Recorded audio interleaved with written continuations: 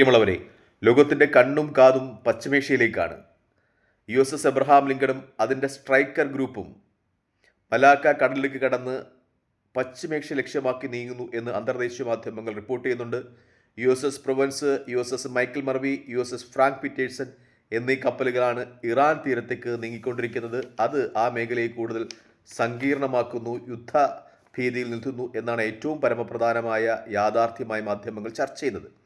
American വിമാനവാഹിനി കപ്പലുകൾ Iran തീരത്തേക്ക് അടുക്കുന്നതിനോടൊപ്പം തന്നെ ചൈനയുടെയും റഷ്യയുടെയും കപ്പലുകളും ആ പ്രദേശത്തേക്ക് വരുന്നു എന്ന രീതിയിൽ ചില മാധ്യമ റിപ്പോർട്ടുകളും കാണുന്നു. ഒരുപക്ഷെ ചൈനയും റഷ്യയും ഇറാനെ സപ്പോർട്ട് ചെയ്യുന്ന രീതിയിലുള്ള നടപടികളുമായി ഈ അവസരത്തിൽ മുന്നോട്ട് പോയേക്കാം എന്ന അഭ്യൂഹങ്ങൾ മാധ്യമങ്ങൾ നിറയുന്നുണ്ട്. ഒരുപക്ഷെ അമേരിക്കയുടെ ഭാഗത്തു നിന്ന് ഇതൊരു ഭീഷണി മാത്രമായി തീരുവാനുള്ള സാധ്യതകളുമുണ്ട്.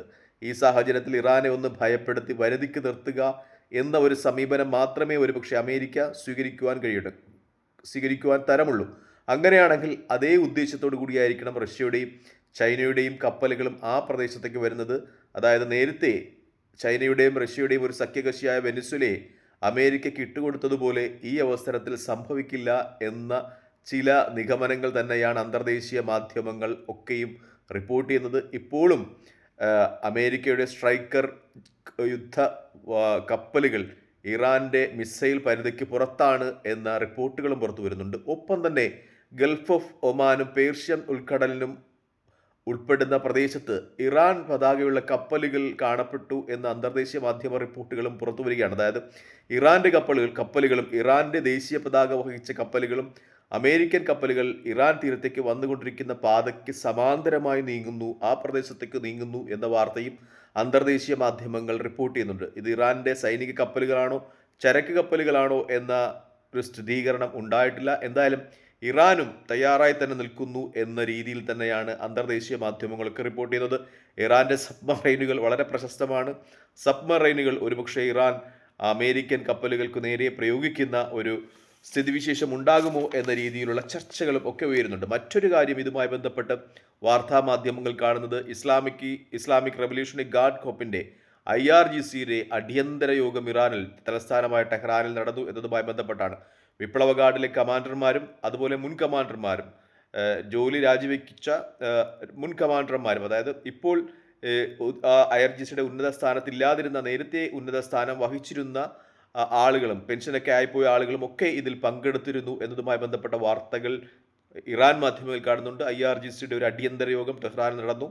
അതിനുശേഷം IRGCയുടെ ഒരു അവകാശവാദം ഉണ്ടാകുന്നത് ശത്രുക്കളുടെ ഗൂഢാലോചന നേരിടാൻ ഇറാൻ ഒറ്റക്കെട്ടായി മുന്നോട്ട് പോകുമെന്നാണ്. ഏത് ആക്രമണത്തെയും ഏതു മാനസിക യുദ്ധത്തെയും, അതായത് ഇറാൻ ഒരുപക്ഷെ ഇത് പരിഗണിക്കുന്നത് ഒരു മാനസിക യുദ്ധമായി കൂടിയാണ്. കാരണം ഡയറക്റ്റ് ഫൈറ്റ് ഉണ്ടാകാനുള്ള സാധ്യത അമേരിക്കയുടെ ഭാഗത്തു നിന്നില്ല. ഒരുപക്ഷെ ഇസ്രായേൽ ആക്രമിച്ചേക്കാം. അങ്ങനെയാണെങ്കിൽ മാനസികമായും അല്ലെങ്കിൽ കായികമായും ഈ യുദ്ധത്തെ നേരിടുവാനുള്ള എല്ലാ മാർഗങ്ങളും ഇറാൻ ഇപ്പോഴേ സ്വീകരിച്ചിട്ടുണ്ട് എന്ന് തന്നെയാണ് അവരുടെ ഒരു പ്രസ്താവനയിൽ നിന്ന് പുറത്തു വരുന്നത്. മറ്റൊന്ന്, തുർക്കി വിദേശകാര്യമന്ത്രി ഹക്കൻ ഫിദാൻ്റെ ഒരു പ്രസ്താവന ഉണ്ടാകുന്നു. അദ്ദേഹം പറയുന്നത് ഇറാനിലെ ആഭ്യന്തര സാഹചര്യം മുതലെടുത്ത് ഇസ്രായേൽ ഇറാനെ ആക്രമിക്കുവാനുള്ള സാധ്യത ഉണ്ട്.